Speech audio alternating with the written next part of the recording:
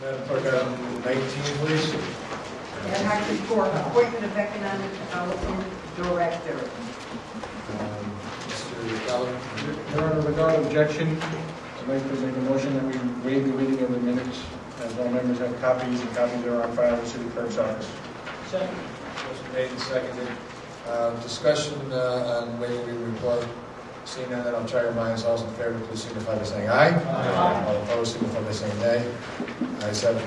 The reading of the report has been waived. Mr. Gallo. Motion. Mayor, at this time, I'd like to make a motion that we receive the committee's report and take no action. Motion made and seconded by Mr. Rotella. Discussion. Mr. Side. Thank you, Your Honor. You know, I know that reports are not minutes of our ad hoc meetings. And that under this report, I stated that it was ultimately the mayor's decision to structure his office and to determine his appointments as he saw fit. And that's laid out in the last paragraph of this report. But I did not support the appointment, nor the structuring that was presented at the ad hoc by the office of the mayor. And while many of my questions were answered, I want to be clear that I opposed this appointment, I opposed this structuring, based on what I felt were a potential conflicts between the job description for an economic development director for the city and a state senator wearing the hats of representing multiple municipalities and the competing economic interests that could carry. So I just want to be clear for the record that while the paragraph in and of itself is not inaccurate, I think it's misleading at the end. I had significant concerns with this appointment, notwithstanding some of those questions being answered. Thank you, Your Honor. Any other discussion? Seeing none, then I'll try your minds. All those in favor, please signify by saying aye. Aye. All opposed, signify by saying nay. Ayes have it. Motion carries unanimously. Madam Clerk, item 20, please. Ad hoc report, grant agency review. Mr. Calvo. Your Honor, at this time, I'd like to make a motion to waive the reading of the minutes, as all members have copies, and copies are on file in the city clerk's office. Made and seconded by Mr. Riley. Any discussion about waiving the reading of the report? Seeing none, then I'll try your minds. All those in favor, please signify by saying aye. Aye. Any opposition? Motion carries unanimously. What's your pleasure, Council? Item 20, Mr. Seabury. Thank you, Your Honor. I'd like to make a motion to accept the recommendation of the committee to adopt the United Way of Western Connecticut to manage the funding to the grant agencies for a period of 1 year. Second. Motion made and seconded by Mr. Knapp. Discussion under this item. We'll start with Mr. Riley. Thank you, Your Honor. I'd just like to make a comment regarding this particular motion. I feel that this is quite a good motion. I think that the United Way would do a commendable job with regard to handling the grant agencies, the monies that would be ultimately given.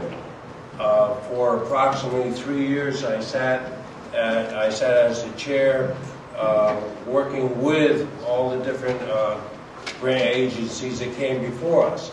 It's a terrible, thankless job, and not only that, you don't have, even myself and others do not have the expertise like they have at the United Way. So my feeling is that this is a good thing for the Danbury community. It's a good thing for the Danbury taxpayer, because ultimately, it's going to come down to where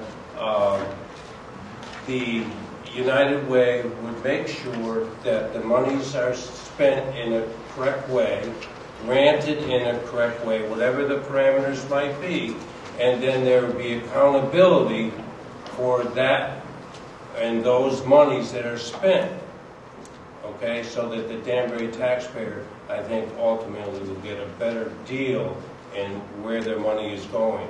And so I think that it is a very good point. Thank you very much. Thank you, Mr. Riley. Further discussion related to this proposal. Mr. Calvino.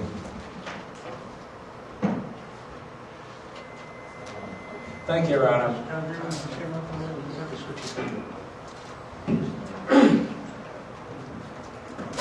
Thank you, Your Honor. I think it's a great idea. I mean, I know most of us have sat through 5 budgets, and when it comes to grant agencies, it's always at times contentious. It's always a problem. There's never enough money to satisfy everyone. And I think this is a terrific way to do it. It's transparent. It depoliticizes the process. And with an entity like United Way administering it, I think it would be a great way to do it. Thank you, Ron. Thank you, Mr. Callen. Do we have further discussion? Mr. Perkins. Thank you, Honor. Is there someone from United Way that can help answer a few questions? Yes, there is. Thank you.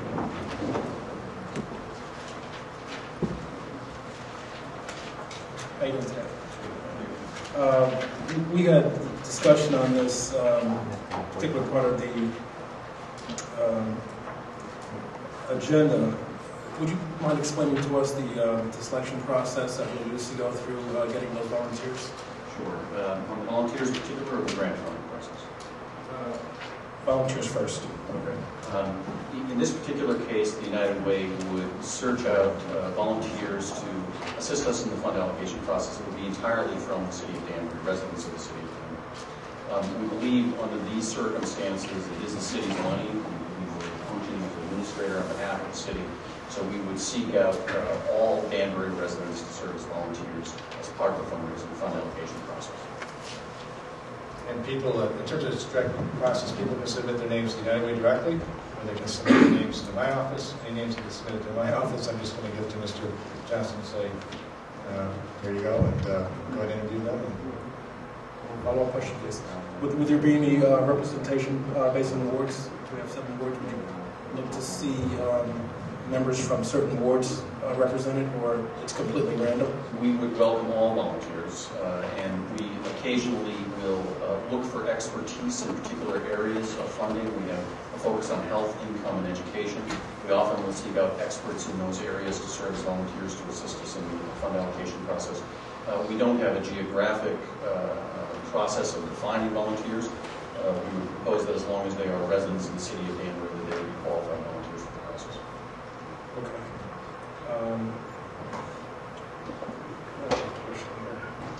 You mentioned also about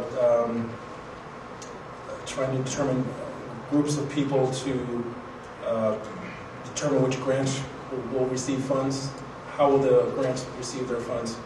Sure. The United Way has a process that is used for many years now of attempting to find the most effective and efficient way of investing the dollars in the social service community, particularly at this very difficult economic time. Our philosophy is that a dollar most effectively spent is the best dollar that we can invest in our community. As a result of that, we have a process that looks to measure metric-driven outcomes as a tool for determining the most effective way of investing the dollars.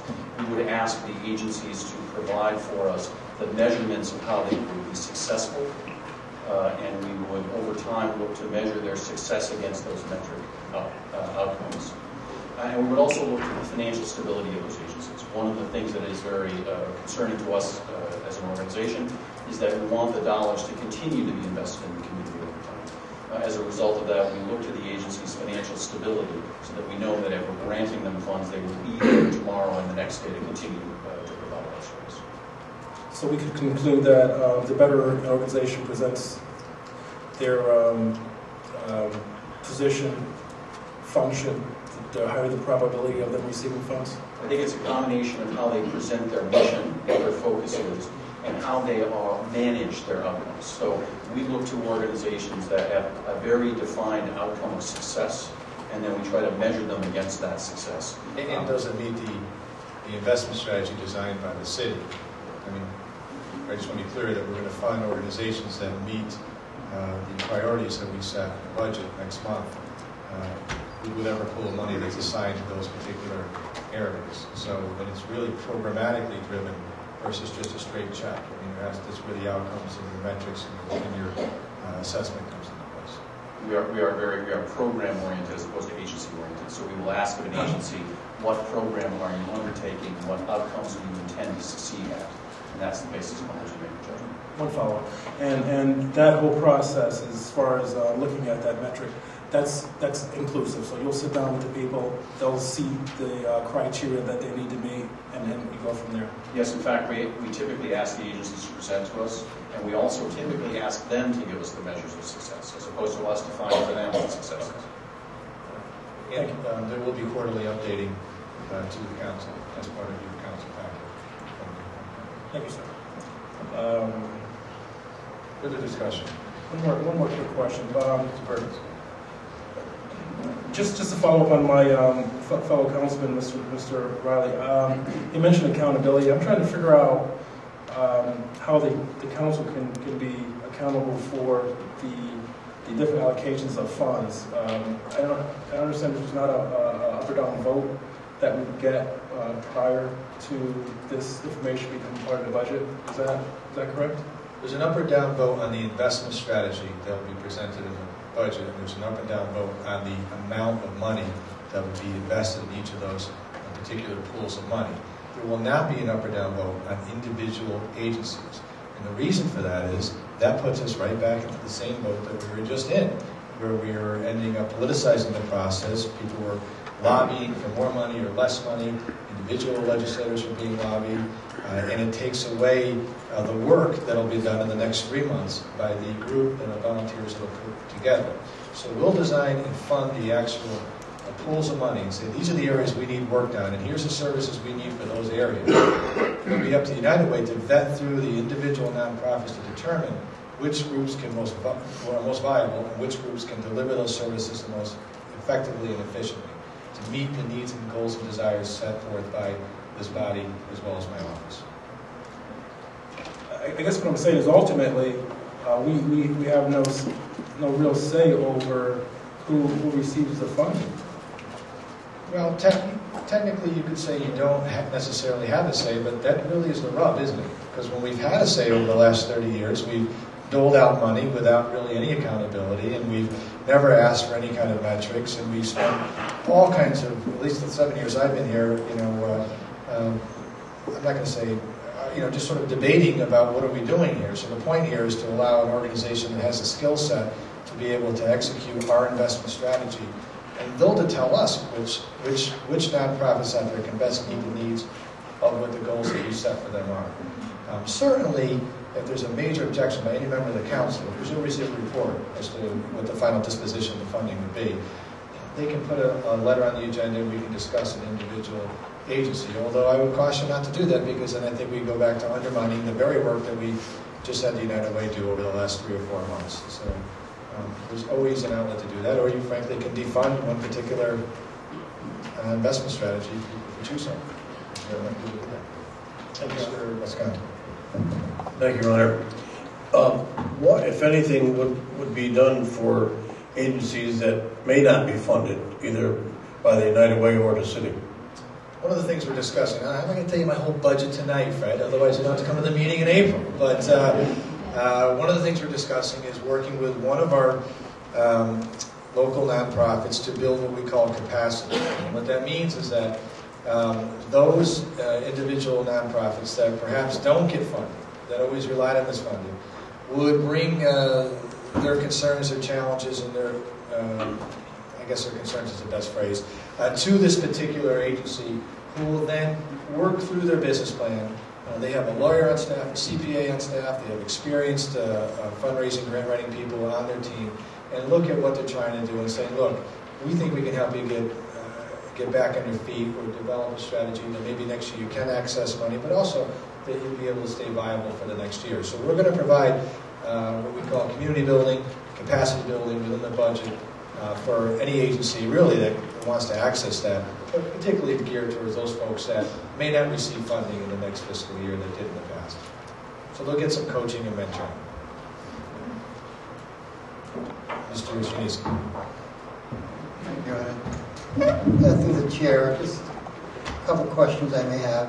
Is when I was reading the report, it did not specify the exact administrative fee that will be charged. Is there a set number? But I think that needs to be in the actual agreement as well. Yeah, that's approximately between 2.5% and 3% service fee of the total grant allocation. But we don't have the dollar figure that we're going to allocate, so we can't tell you what that's going to be. The percentage will be already known. Is it The 2%? percentage is between 2.5% to 3%, roughly about 3%. It's in the report. Now, there are also, Mr. Johnson mentioned that going forward next year, that won't be quite as high because the system and the infrastructure will have already been in place for the following year. So that number will drop if we choose to follow the same procedure next year. Just to follow up on that one point, would the fee be part of the grant budget of the city, or would that be a separate line item within it? So it won't be $700,000 minus the 3% that the grant agencies won't get, or will it be $700,000 plus? It'll be 6 of one, half a dozen the other, but it'll be 700,000 minus the 3%. It's coming from the same pool of money. And the other question I have, and then it was also mentioned about measurement, that what United Way goes through, how it measures the grant agencies. But I think the city has to maintain a measurement to the United Way as well. And I would like to see some type of survey process be implemented as well as this, that we would follow up with the applicants and the grant agencies to say, what did you like about the program? What didn't you like about the program? So we can either make those changes for the next coming year, because otherwise we won't be able to measure the success to the United Way. No question about that. I think that's a terrific idea. I will tell you that the nonprofits are not going to like this process. It is rigorous, it is challenging, and it puts them to the test to ensure that the services they're offering provide the best outcome for the residents.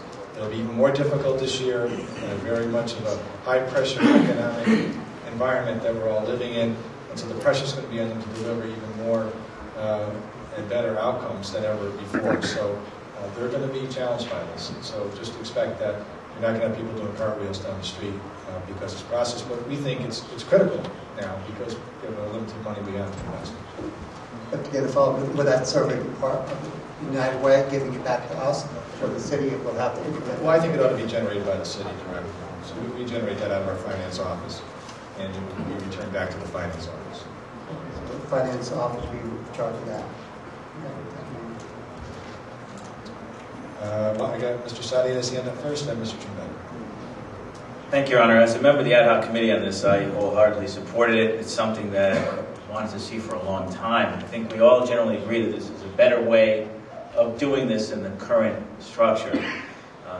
It ensures performance success. It ensures mission achievement, accountability, as Mr. Johnson had put forward. The PowerPoint that was presented at the ad hoc committee meeting is what I relied on in making my decision. Again, because reports are not minutes and minutes are not transcripts, that PowerPoint is very telling as to what the structure should be. But I want to make sure, we seem to be talking here tonight about the United Way will do this, United Way is going to decide that, United Way is going to do these things. And I'm looking on page 3 of the PowerPoint, which says specifically, decision-making separate and distinct from existing United Way allocation process and grant pool. That's in the PowerPoint. I want to make sure that that's the case, which is. And then that the funding decisions, it says here, funding decisions made by volunteers. So through you, Your Honor, to Mr. Johnson, just to make sure, when you were speaking about United Way administering this, that they're administering sort of the structure, almost like a trustee, but the board, equated like a board to this volunteer allocation group or panel, they will make the decisions. That's correct. Okay. We consider our process to be the infrastructure tool around which the volunteers can use when they make the decision. Will the United Way have any sort of veto power or decision-making with regard to the funding that this allocation board of volunteers makes? In our process, as we expect to be in the city process, the volunteers make the final decision. And so people are clear, I know this was clear at the ad hoc, that this board will be its own separate group of volunteers. But I want to make sure that we're not blending things in here, and we seem to be saying, well, the United Way does a great job, they'll do a great job with this. Well, we want you to do a great job in overseeing the structure, but we don't want you to make the decision. The board, though, that allocations panel is to make that. And even in their own process, Mr. Sadi, it's their volunteer board that makes those decisions.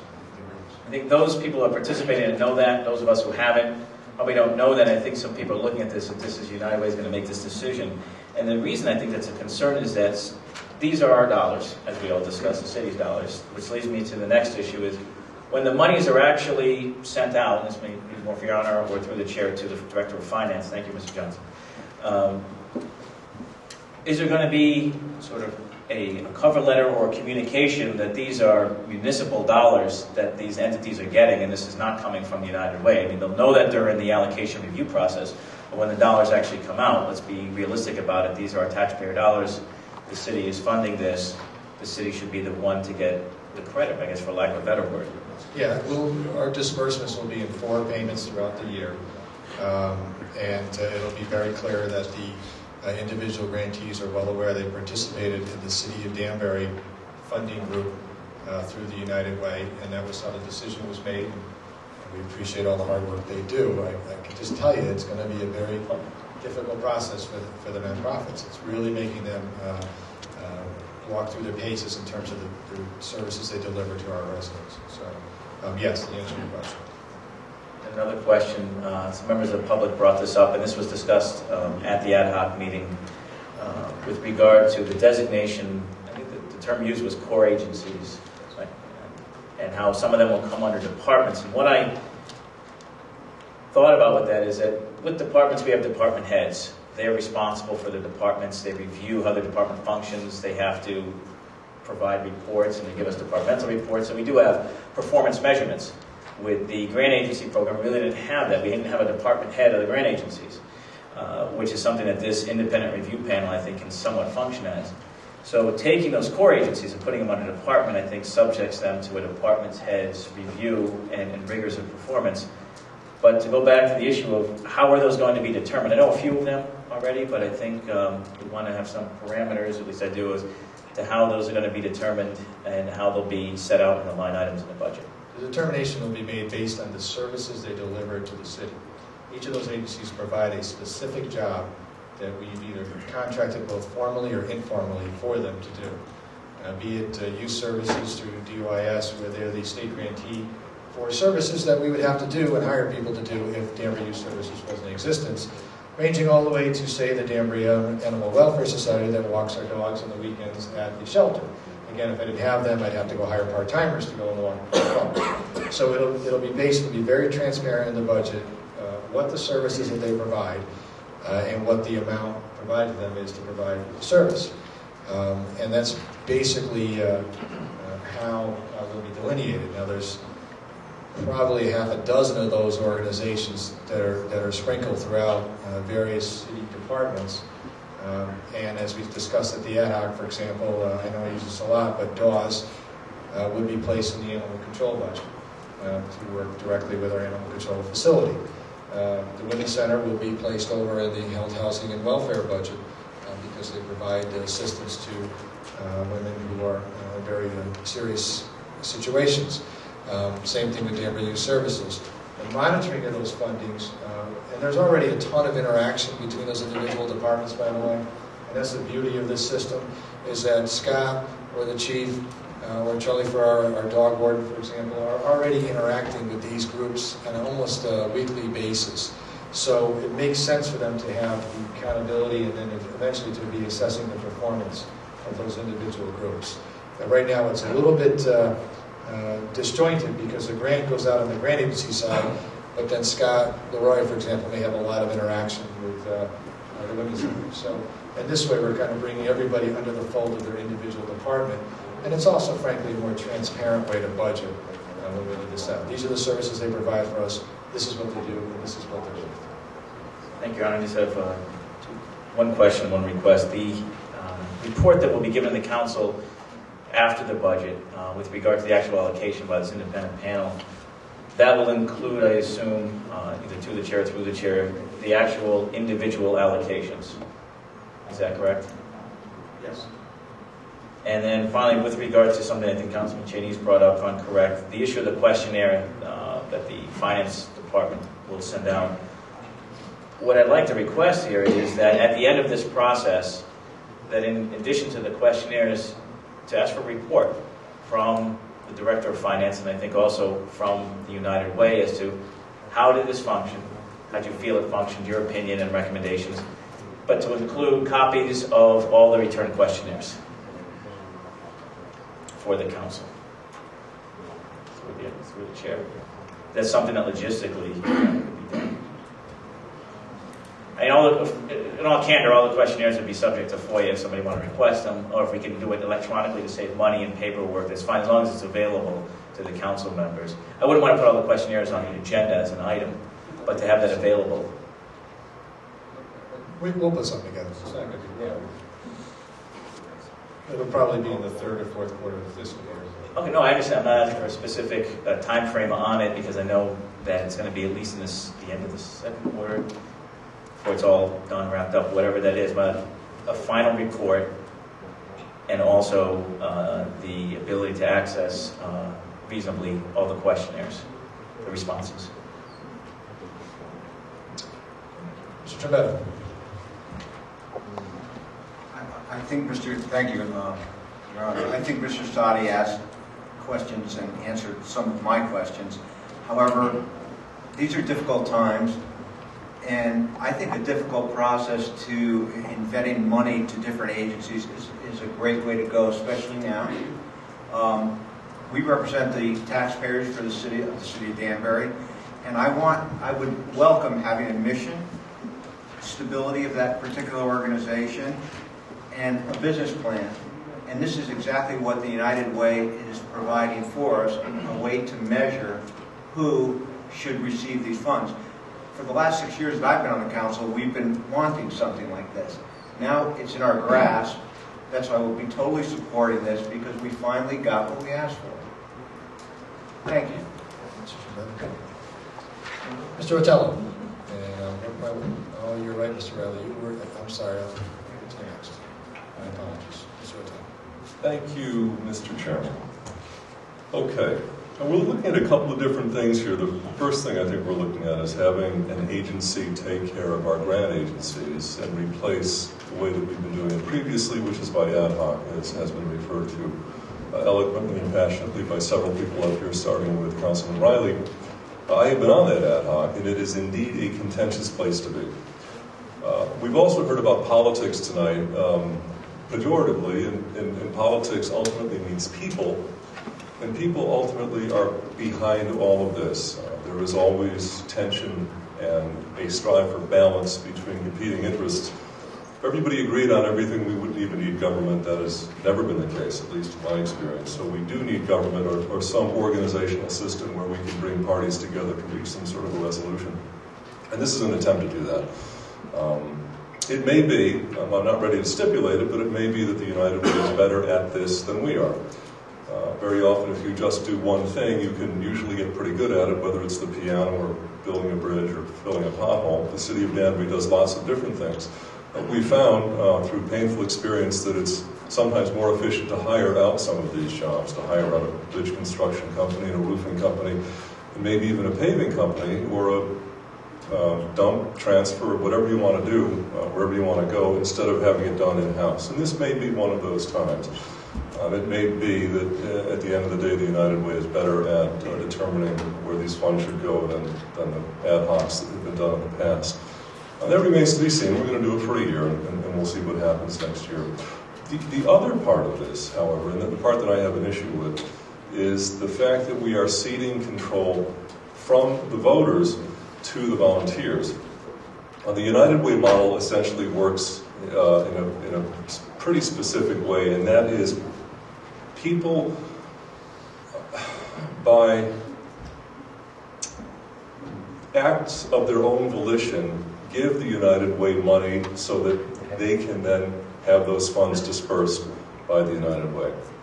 Whether it's through a weekly paycheck or a monthly paycheck, or it's a one-time deal or a quarterly donation, you can give $10 a week or $100 or $1,000 a quarter or whatever. But in general, people give money to the United Way by their own volition.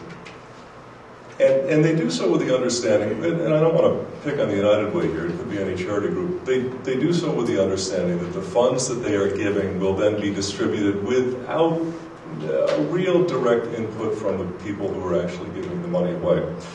And that is how most of these charities work. And that's what we're asking the United Way to do tonight. However, there is a difference because the people that are giving the money to the United Way aren't actually, in this case, giving the money to the United Way. The city of Danbury is taking the money from these people and then, in turn, giving to the United Way to distribute.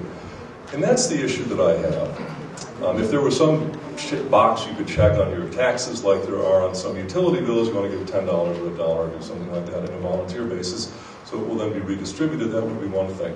We're not doing that here. What we've done in the past with the ad hoc, as awkward as it is we have taken these funds from the people, and it works out to about $10 a head in Danbury with a population of 75,000, maybe 20.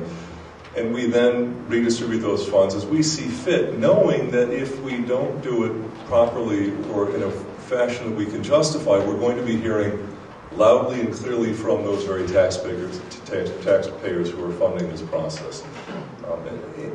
Tonight we're about to change that profoundly. We're about to put a wall between the people who are paying for this and the people who are spending it. And I have an issue with that. Now, we're only going to do it for 1 year, and it may turn out to be, as I said, a very efficient process. And I'm hoping that it does, and I hope that it works. But I would like to see next year more input that the council will be able to have over this process.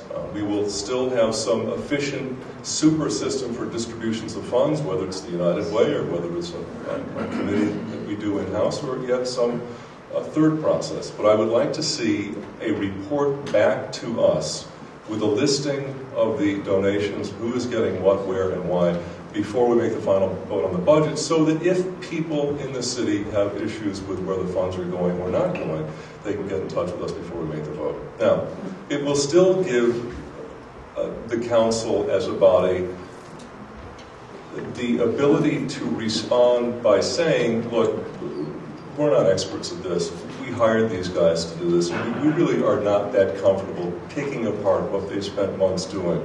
And that will give, perhaps, us more, to use an artful phrase, cover than we now have. But right now, the way that it stands, if we accept the report and move forward with this evening, we are disassociating the actual people who are paying for this, the people who make this entire process of government happen, from the people that are going to be receiving the funds. And that's something that I have an issue with. Thank you. Thank you, Mr. Bradley. Thank you, Your Honor. I'd like to thank you, Councilman Rotella, for your fine comments, and I see that you're most positive regarding the United Way to lead the way to fiscal responsibility. So in that light, and therefore, I'd like to also move the question. Thank you very much.